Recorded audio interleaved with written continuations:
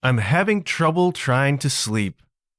I'm counting sheep, but running out. As time ticks by, still I try. No rest for crosstops in my mind. Boy, I could sing a few bars of that today, kids, except perhaps the references to methamphetamine. That's Green Day, and boy, Billy Joe and I share an old nemesis, which is Mr. Insomnia.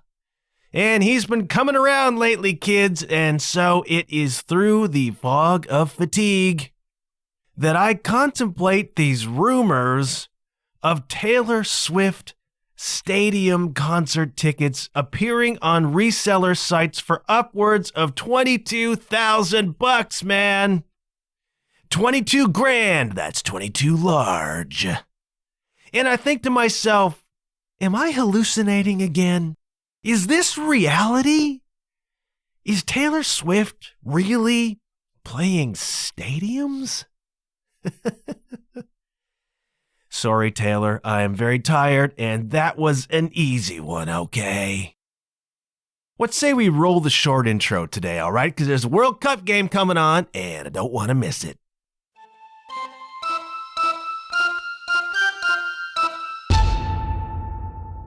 This is the John Huff Podcast, and I've been doing it all wrong from the beginning.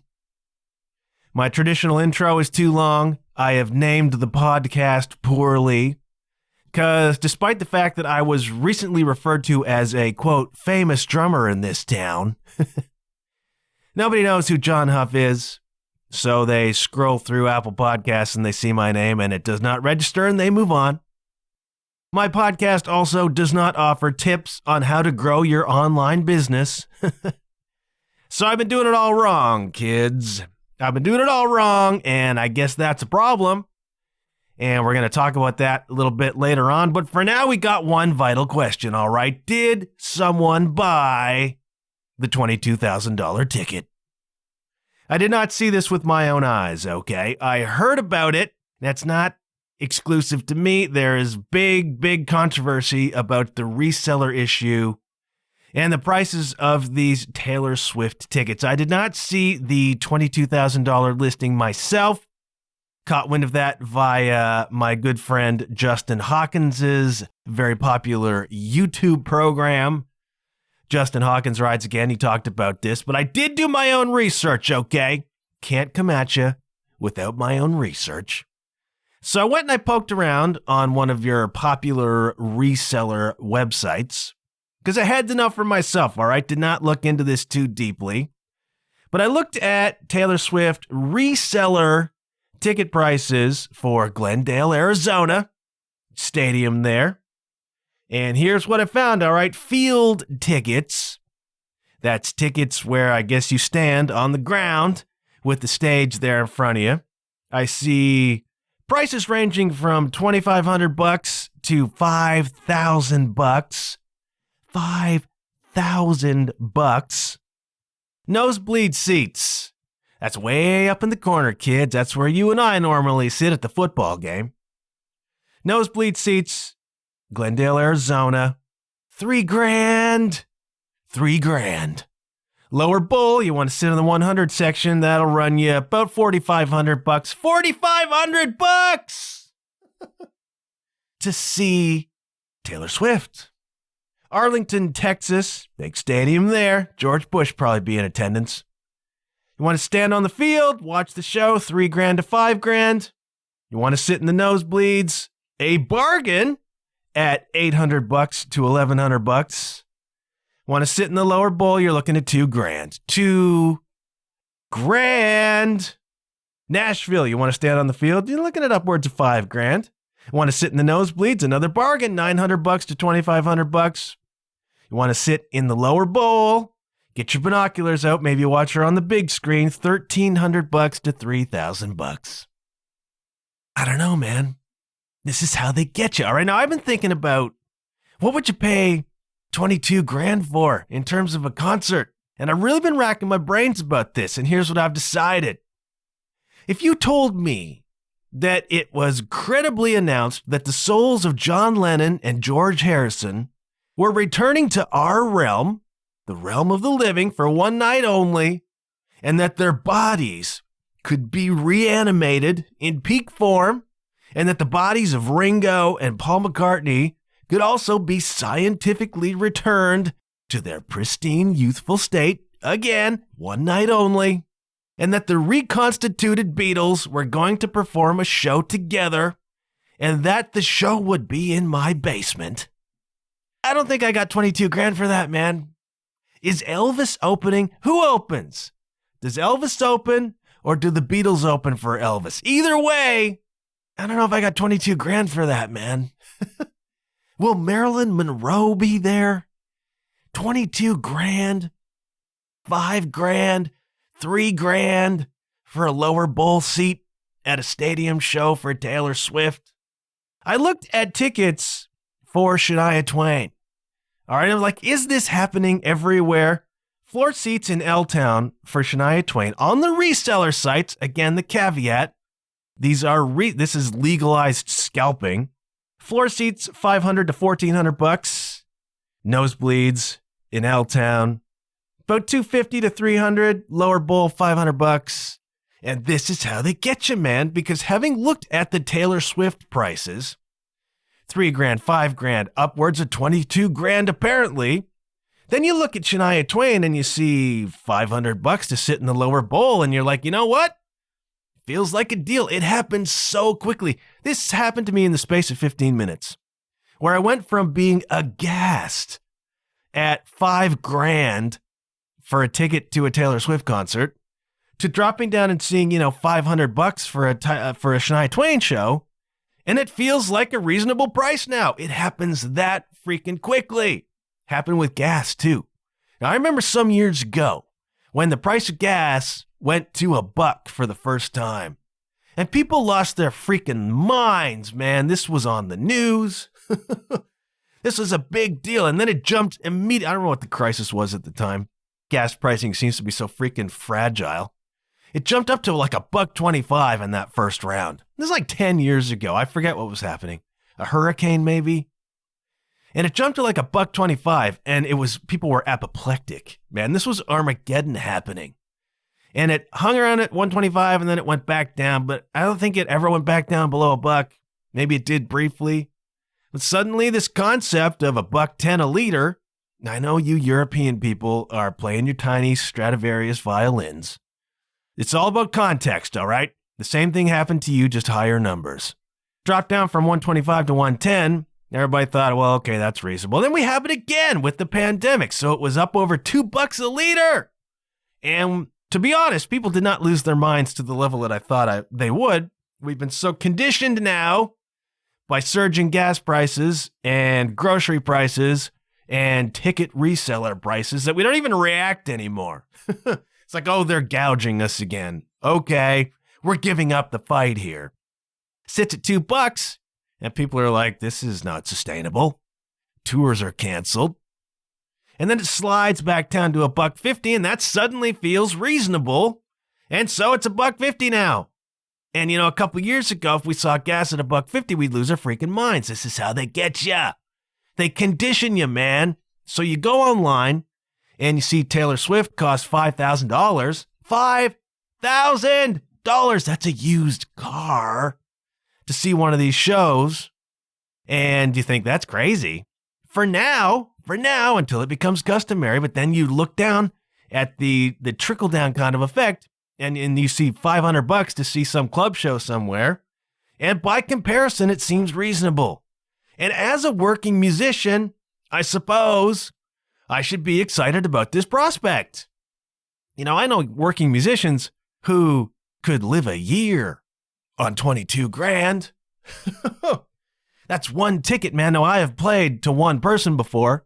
I've had that experience. Didn't make 22 grand, so obviously it's not working for quite everybody. But what a crazy number. You put it into context, and you hope, as a working musician, that maybe the rising tide floats all boats, man. I don't know if that's going to happen. But if your local indie band can start charging $20 at the door now, because X touring band is now $1,050, because Taylor Swift is 500,000. I don't know. Who's paying? Did somebody buy the ticket? It's good work if you can get it. And I guess good for you, Taylor. Somebody's getting way rich off of this. And I think people are just tired of being gouged, man, because it's the reseller market. I think a lot of these tickets aren't even supposed to be on sale yet, and somehow the bots have them. We can't fight the bots. And so you're a real fan, and you want to pay, say, $150 to see Taylor, because she's your hero. And you go to the pre-sale, and you can't even get the freaking tickets, because the bots have somehow got them already. And they're instantly in the reseller market for extraordinary prices.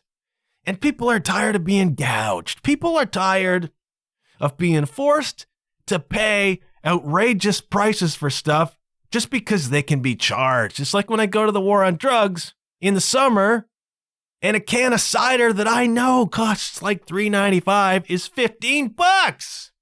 $15. And it's like, why is it $15? Because it can be. Because it's all about squeezing every last freaking dime out of everybody and anybody for whatever it is.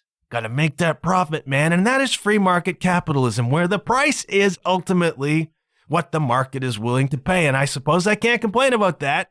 And it doesn't hurt me super bad yet. I went and looked at what I paid for tickets along the way this summer, this year. You know, I've seen a lot of my favorite acts. The first Sarah Harmer show I went to in Burlington was free.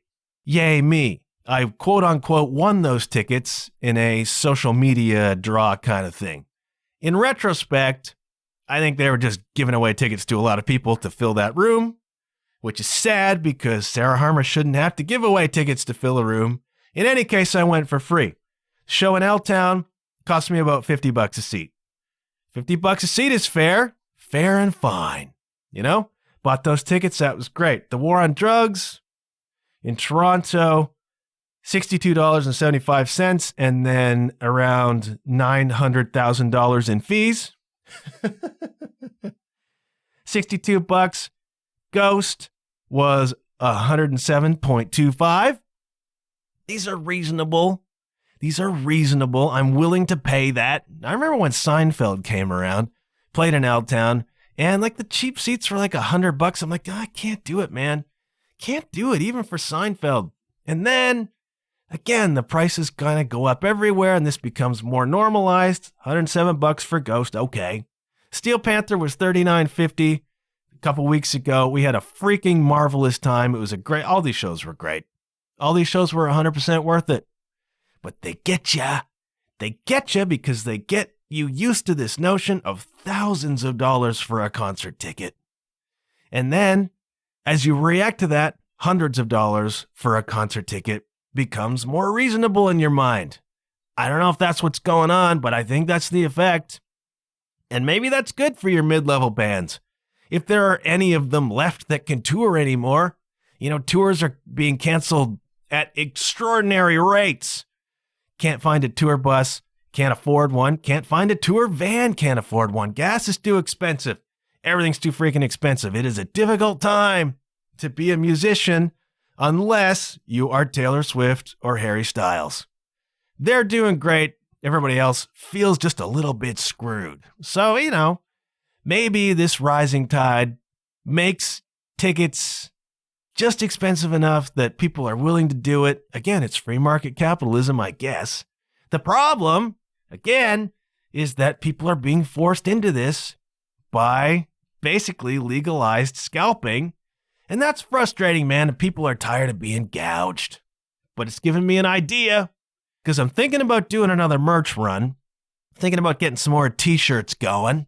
And I feel like the way to do this is to make the shirts and then buy all the shirts myself and then get them on the resale market, try to get 22 grand for them. You know, you're ready to pay 22 grand for a John Huff Podcast t-shirt. I think that's the way to go. You know, I sell a few shirts. I'm looking pretty good. And they are very nice shirts. I don't know what to say about it all, man. It's just finding my way in. A little tired, insomnia, not sleeping well. And that's the way it goes sometimes, man. My experience of insomnia began in high school when I was a produce guy, lettuce jockey, banana man. And we used to have the wholesale shift on Saturdays. I think it was Saturdays was the wholesale shift. Product coming in got to be distributed, you know. So they get you in there for like 7 o'clock a.m. Man, I had to get up at 6 o'clock a.m. And as a teenager in the summertime, that stressed me out. Stressed me out so I wouldn't sleep because I knew I had to get up, didn't want to miss my alarm. And then I knew I was going to be tired, and that would just amp me up. And then I started this process of having insomnia, and it's just been on and off my whole life since then. And on the road, it's really bad. Go to Europe to tour for 6 weeks. I spend the first 2 of them not sleeping at all. Then I get cranky, then I get irritable, and then you're just kind of this weird tour fog the whole rest of the time. Red wine might contribute to that.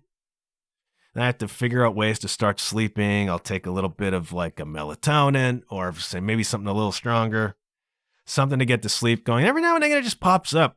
Monkey mind. You know, I try to be zen. I try to ascribe to the Tao. I try to let things go. But sometimes my mind just gets amped up, man. And starts rolling on things and thinking. And it's like the last week or two. Struggling to sleep a little bit. It's happening now. Maybe you've had that problem too. I figured out something on the road that was useful. Kind of a Band-Aid solution that worked on the road. I've probably talked about this before because people marvel at it. But I seem to be a really good napper. When I don't nap a lot, all right? I don't nap a lot because I lay down for 20 minutes, half an hour. Other people jump up like a freaking cat. I jump up like a freaking dying elephant, okay? Having a nap knocks me out. I feel worse when I get up than when I went down. I never quite recover of it. So napping is not a great idea for me, but I'm good at it. 3 o'clock in the afternoon, I put myself down on the bed. I can actually sleep. Then 11:30 when I go to bed and my eyes are wide open, I'm like, why can't I freaking sleep now, man? So what I started to do on the road was I started to trick myself. So I didn't sleep for 2 weeks. Jet lag, amped up, whatever, nerves, I don't know. I just don't sleep. So I thought, as a desperate measure, I would fool my body into thinking that I was just laying down for a nap. Because again, I seem to be a really good napper when the time comes. So instead of putting on my PJs with the trapdoor in the back, I would lay down on the bed wearing my street clothes, jeans, shirt, maybe another shirt over top, socks, wouldn't put the shoes on, pretending it's a nap, trying to fool my subconscious. I wouldn't get under the blankets. I would lay down as though it were 3 o'clock in the afternoon and I'm just settling in for a cat nap. And this actually began to work. Believe it or not, this approach actually began to work. So if I don't start sleeping in the next couple of nights, I may do the nap thing. And people looked at me like I had 2 heads. But you gotta do what you gotta do, man. These little life hacks on the road, like washing your socks in the sink, which I've had to do more than once. It's so exotic. Fooling your body into falling asleep by assuming nap position for your night's rest. It works. It actually freaking works. And I may have to do that again because I haven't been sleeping great and that's not okay. But I really want to talk about the show, all right? This is the State of the Podcast episode. Haven't done a State of the Podcast before, but there's some stuff we got to talk about, all right? So when I brought the show back, nigh on 20 episodes ago now, time flies, kids, time flies. That's 20 more hours of content for you and yours. Hope it warms your cockles. When I brought it back, I did so with the notion of trying to do more focused, themed, topical episodes, okay? So there's a couple of histories. There are a lot of episodes built around song concepts, like we had the Great War episode, and we did one about Love on the Rocks, and I tried to focus these episodes. I tried to present something that has a little bit of depth, a little bit of focus, a little bit of weight to it. I've been, from the beginning, really reluctant to present this as just a straight up personality show. I've always felt that was really self-indulgent, and I didn't want to do that because like, who am I? I don't even like saying this right now. I don't even like talking about me right now. It seems utterly self-indulgent and such a wanky way to approach a podcast, right? But here's the thing. I've been doing these themed episodes, mostly built around music, a couple of histories, trying to present a more polished, packaged thing, something with a little depth, something with a little focus, because you got a niche, kids. This is what the conventional wisdom, this is what the best practices, this is what the scuttlebutt says. You have to niche, you have to build this focus into the program, and you've got to deliver whatever. There's like all of these kinds of approaches to doing a podcast. And here's the thing between you and me. I know I'm all over the place right now, and you got to just hang in, all right? The episodes aren't doing that well. Dun, dun, dun. So I am presenting this information, presenting this material, trying to do it in a focused way. And to be honest, they're just not doing that well. And so it's got me, stopping and thinking, do we continue in this vein? Do we continue with themed kind of episodes and that kind of thing? Linear kinds of episodes? Or do we shift the focus? And I feel as though I probably need to shift the focus because the episodes are not doing all that well. So what I'm presenting, which I think have been good episodes, and I've had some nice feedback on them, and some of you are listening, and thank you very much for that. They're just not doing well. And it's telling me from a purely, market-driven perspective, people just aren't all that interested. And there's a lot of factors involved, all right? Being found on your podcast platform is tough. I am an indie. We've talked about this, how I'm kind of fighting the tide of big media companies, big name podcasts, big name hosts, big marketing money, et cetera, et cetera, et cetera. It's really tough as an indie just to get heard by anybody. You kind of start off with your family and friends, and my family and friends remain, and I thank you. Growing the show beyond that, that's really, really a tricky thing to do, and I'm still sorting that out. But the evidence suggests that how I'm doing the show and what I'm doing with the show just ain't really resonating out there to the level that the effort, I think, is worth. You know what I mean? Like last week, a couple weeks ago, I'm doing an episode, and I'm spending like a big chunk of Sunday doing research on songs and finding songs for the one about songs named after cities. So I'm like spending my Sunday afternoon poking around at songs about cities and then trying to narrow down which ones to talk about and then find something useful to say about them. And then Monday I'm recording, and then Monday afternoon I am editing, and then I'm working on doing the show art and the show notes for the website and trying to get that ready. And then Tuesday, the editing continues, the prep continues. You release a show on Wednesday. Then you're putting together your audiograms and you're doing the social media marketing. So we're talking about chunks of Sunday, Monday, Tuesday, Wednesday devoted to that episode. And I'm happy to do that work. But it seems as though those episodes just aren't really capturing an audience out there. So it begs the question, am I trying to be too, in a sense, formulaic?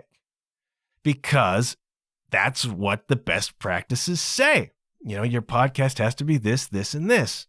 And just getting on there and talking about whatever's uppermost on your mind is, that's like an eye-rolling thing from the industry. It's so 2012. You're not Bill Burr, man. This isn't even my real voice, for crying out loud.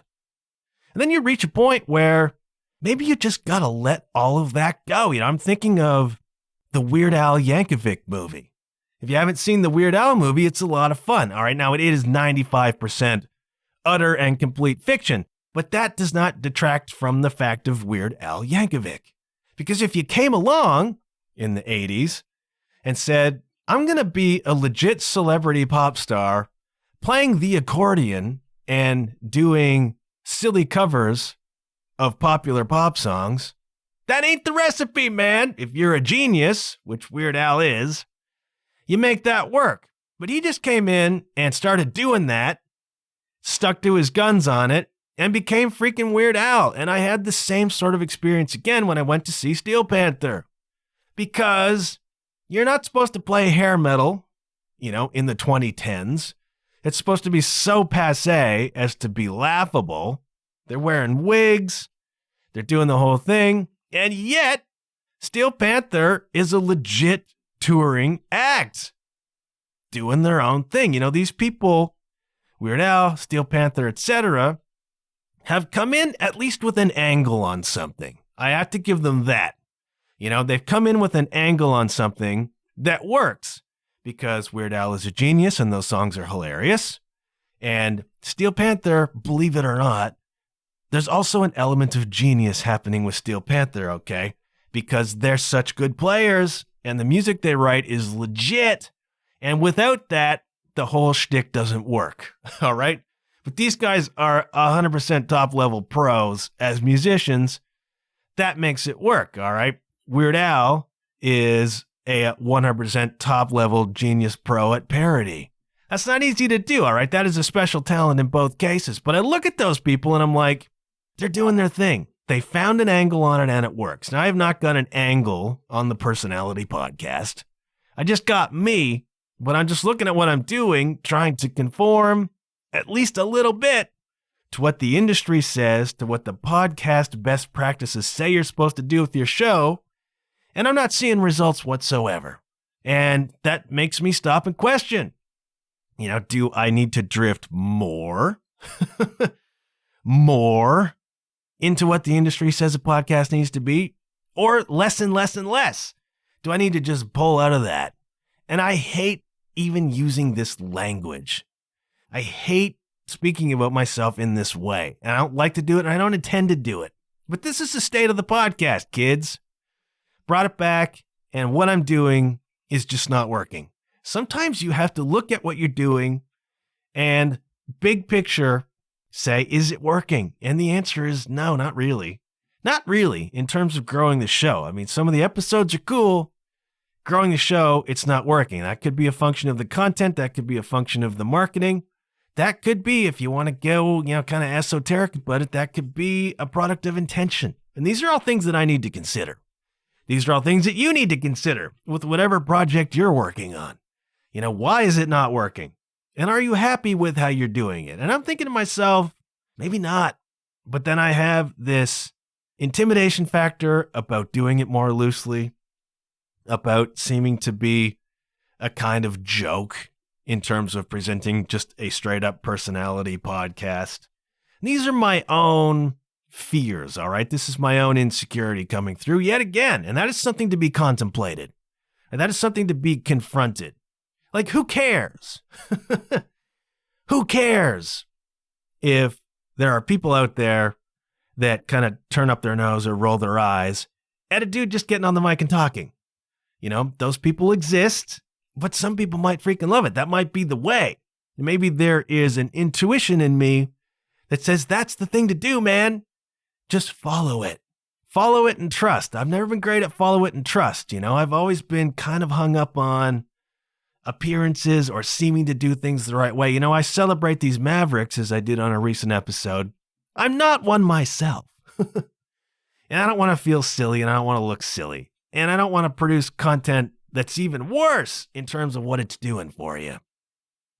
So I find myself in this position. I'm thinking about a rebrand because the John Huff Podcast, I just called it that. I am a big proponent of just beginning. I am a big proponent of just beginning things. And sometimes you begin things, you set parameters that maybe aren't the most well thought out and most useful parameters. So calling it the John Huff Podcast, there was a point in time where I was beginning to use my own name. I had hidden behind things before, all right? I was not using my full name on Facebook. When it came time to launch my website so that I could publish my Sarah Smith tour blogs, I got torn about what to call that website. And I was hiding behind the JW thing. That was like my online thing for a while. And there came a point where it's like, I want to just try to be me. I just want to try to be me in public presentation. So we got john-huff.com, and I named the show the John Huff Podcast because I couldn't think of anything pithy. And it just seemed like, other people call their show that. I missed the part where other people are like famous. The Sarah Silverman podcast. Sarah Silverman's got a bit of an audience that I don't really have, just between you and me. So from a marketing standpoint, maybe not the greatest decision, but it exists now for 119 episodes. And what do you do with that? So I'm thinking about a rebrand because they say, well, your podcast title needs to tell folks what the podcast is about. And there's a certain amount of wisdom in that. You have to play the game up to a point. You have to pay attention to some of the best practices. Like, can you rebrand now? I want to do t-shirts, for crying out loud. So I don't know. I'm stuck in this kind of limbo. And I say all of that to you because you who are listening are the few, the proud. You are the folks, especially if you're here, over half an hour into this ramble. If you're still hanging around, you're the people who are interested. And I want to know what you think. Okay, I put this out to the Patreon group, got some interesting feedback on what the show might be. And I'm putting it out to you now, you faithful listener of the program. Do you like the direction we're going? What would you prefer to see, I suppose, here on the show? Do you want more guests? Do you want me to do this sort of thing where I just start talking about life stuff? Or silly stuff like the Britney Spears section from last week? Or even the Taylor Swift thing? Do you want me to do more themed episodes, do more histories? I want to know what's working for you, and I can slot that into what might work for me so that we can make this podcast something more than it is. I still want to deliver what warms your cockles, man. So I'm putting it out to you, the faithful. Drop me a line, john-huff.com, find me on the socials, whatever, and let me know. Let me know what you think about how things are going.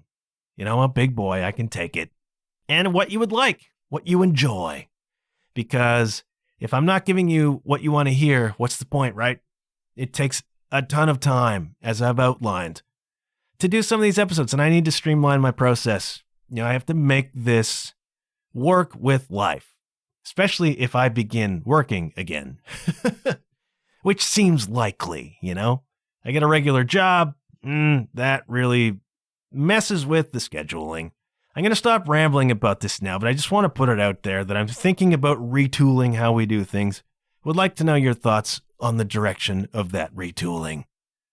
Before we jump ahead, quickly, as I mentioned, there is a Patreon page for the John Huff Podcast. It is patreon.com/John Huff Podcast. I want to thank the people who have so far joined up to support me on that. $5 a month is my one tier of membership. You're beginning now to get private Patreon messages from your humble host now that Patreon made video a little bit easier. So there is actually exclusive content happening on Patreon. There's some discussion happening on Patreon. And if you want to support me there, I would greatly, greatly appreciate it. You can think of it, $5 a month, as tipping me $1.25 for every episode that I do. Warms my cockles, helps me cover some of my costs. Man, I do put a lot of effort into this program.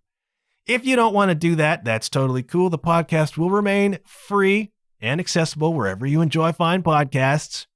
If you want to help in other ways, please share these episodes.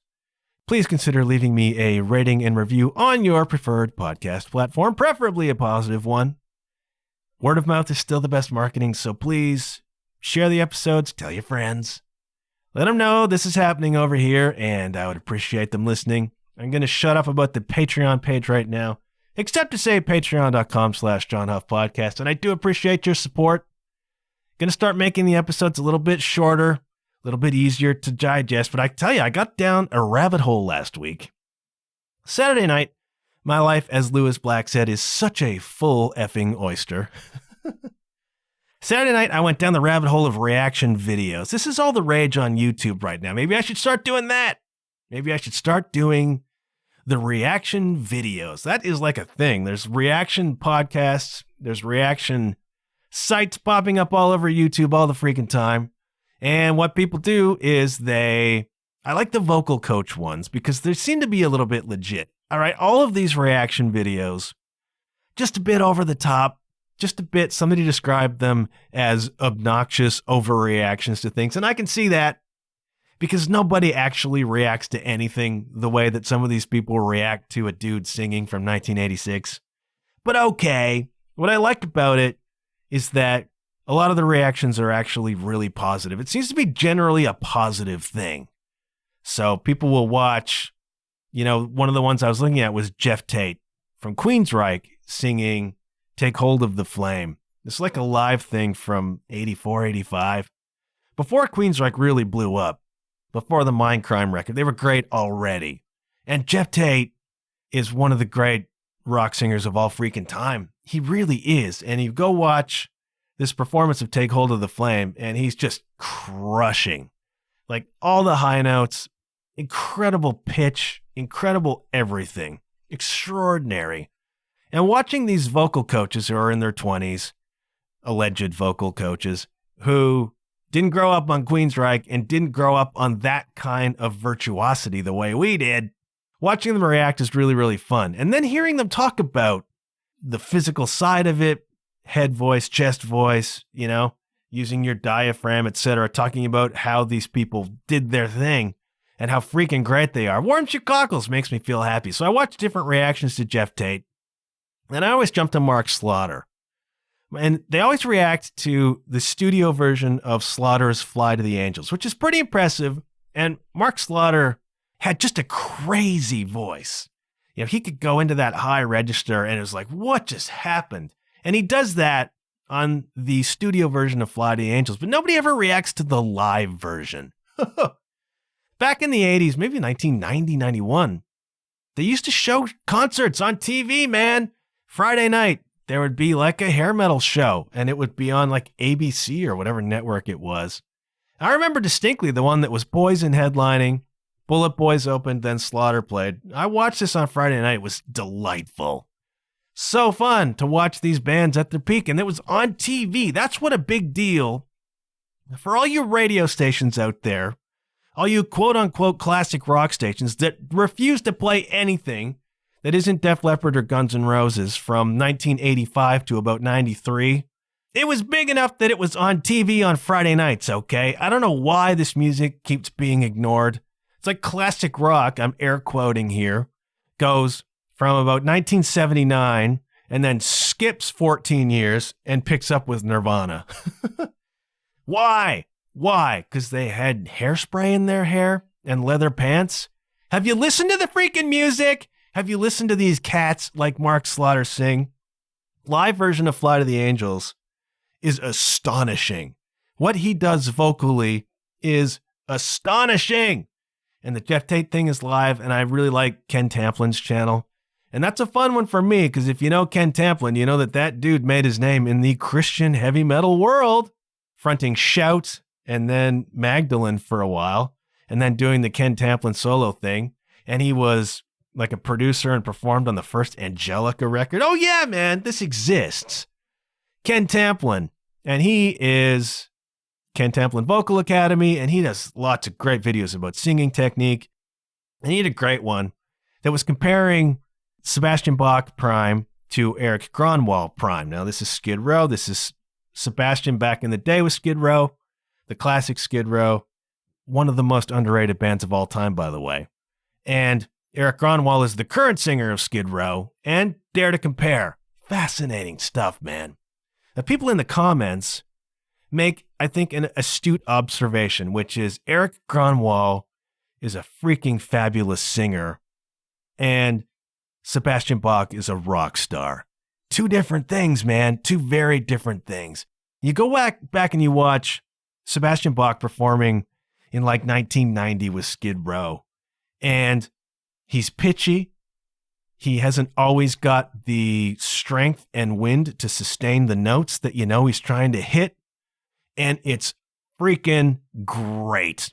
The sheer, flat out energy of those shows. It's remarkable how much Sebastian Bach threw himself into those shows, and how much the band threw itself into those shows, and how much the audience threw itself into those shows. Eric Gronwall has no chance.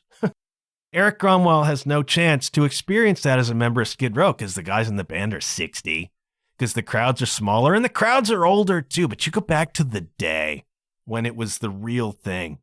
Sebastian Bach was a beast of a frontman. Even if he wasn't hitting all the notes, he was hitting a lot of them.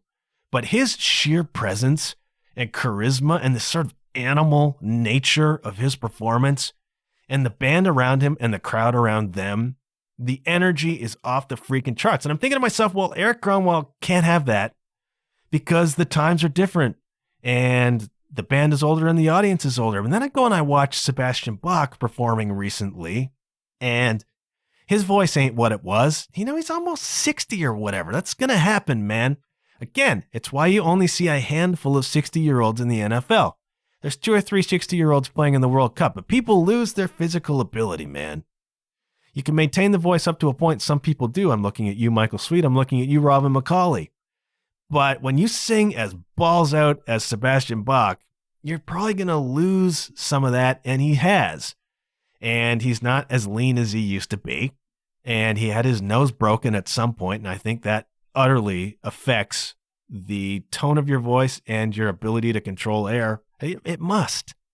But I watched him perform a song, with the band recently, and the energy was there, dude. It was not as big a crowd as Skid Row used to play, but the sheer energy was there. And Sebastian Bach comes out large as life, hair hurricanes, which is dangerous for a 60-year-old man, and absolutely crushing. The energy came with Sebastian Bach. Again, the band around him is younger, so they feel it.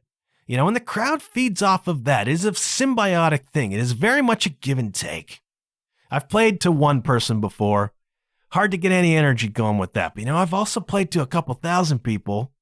And, man, you feel that. You feel that, but it's got to go back and forth. Because the crowd can tell if you're not into it. The crowd can tell if you're being kind of lazy about it. They will respond to that. Sometimes the crowd can pick you up. Sometimes you can pick up a crowd.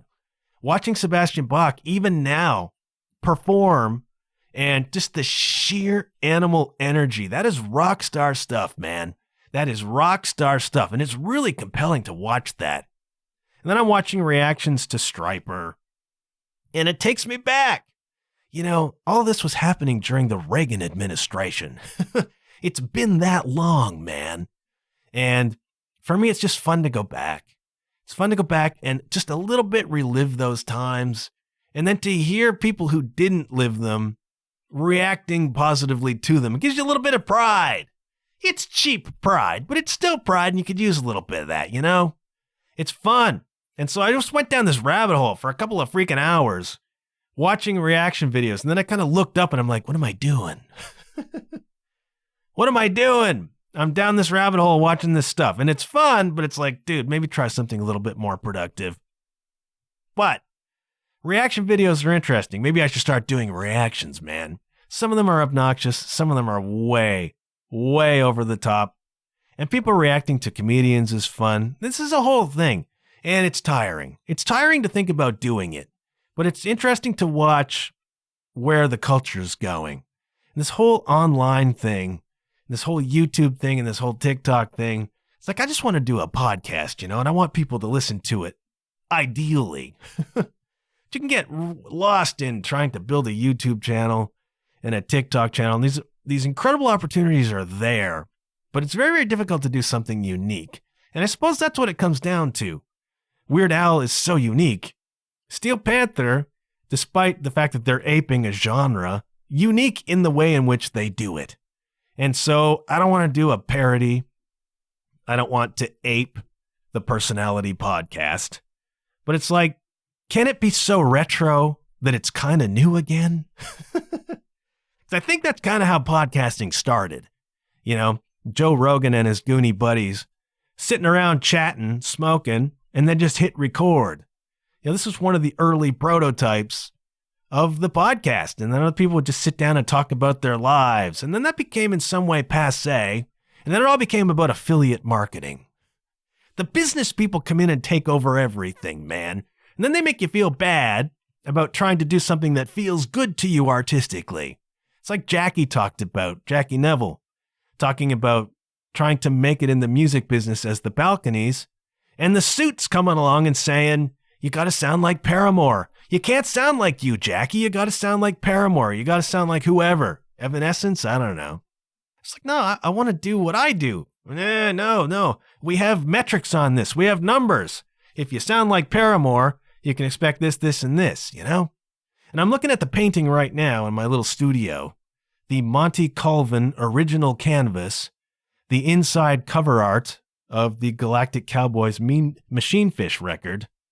Which is this gas fist character that Monty created, which is basically a music executive with the suit and tie, and he's got a gas mask on, and there's this little character of Monty, and he's a puppet on a string. He's a marionette, but he's smiling kind of deviously at the camera, and he's cutting those strings with the scissors. And I'm thinking, isn't that a nice symbolic message at this moment? As I consider future directions of the podcast, maybe it's in my heart to do something that's just a little more loose, something that's a little less kind of slave to the grind, and maybe that's better. You know what? Following your intuition is always better, but if you don't trust your intuition, that creates problems. That creates disease. Makes you not sleep very well at night, now that I think about it. So this is all on my mind, all right? And what you have here is something of a prototype of that kind of episode. It's a hodgepodge. I know I've talked about getting away from hodgepodges because that's what the industry says you shouldn't do. Shouldn't hodgepodge, man. You should focus. You should solve a problem for your audience, and then you should sell your product. And that's what podcasting is. But is it? I'm asking you, audience. Is that what you want the podcast to be, or are you going to give me license to just free range a little bit? I don't even know what I said for the last 40 minutes. I'm not spending $22,000 for a Taylor Swift ticket, but if you did, and you have the means to do that, good on you, Jack. I'm going to go for now. I want to thank you if you listened this far. I would like to know your opinion on the future of the podcast. Do hit me up on the socials. I want to thank you for listening. I want to thank you for supporting. I want to thank you for being here. These many episodes. I want to wish you a happy holiday season as we come into it. Now I'm rambling for real, so I'm going to shutting up. Thank you again. I will talk to you soon. And hey, I'll check you later. Yeah.